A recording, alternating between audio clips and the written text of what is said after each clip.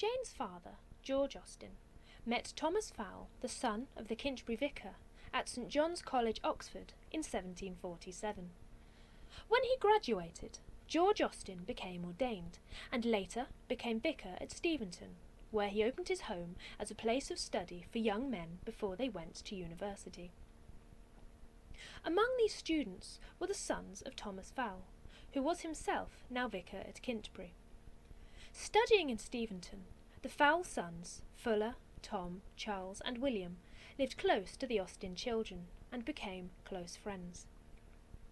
This friendship continued into adulthood, and the Austens would visit the Fowles in Kintbury. Later, in 1794, Cassandra Austen, Jane's sister, became engaged to Tom Fowle, Thomas's son.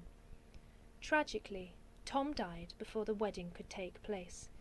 Having taken a role as regimental chaplain, he travelled to the West Indies with local dignitary Lord Craven in order to raise funds for married life.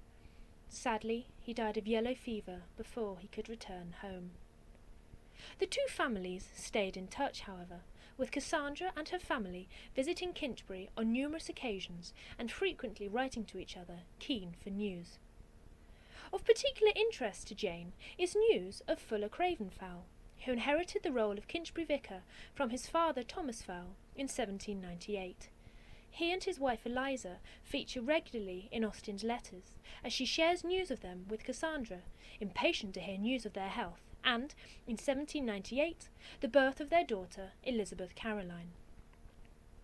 Eliza's family is also a firm link between Jane and Kintbury, as her sister, Martha Lloyd, was a particular friend of Jane and Cassandra's, living with them in Bath and Southampton, and proving a crucial source of news and information about the Kintbury relatives Jane knew well. A touching affirmation of Jane's presence in Kintbury can be found in the Fowle family's description of her final visit to the village.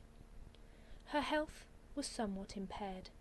She went about her old haunts and recalled old recollections connected with them in a peculiar manner, as if she did not ever expect to see them again.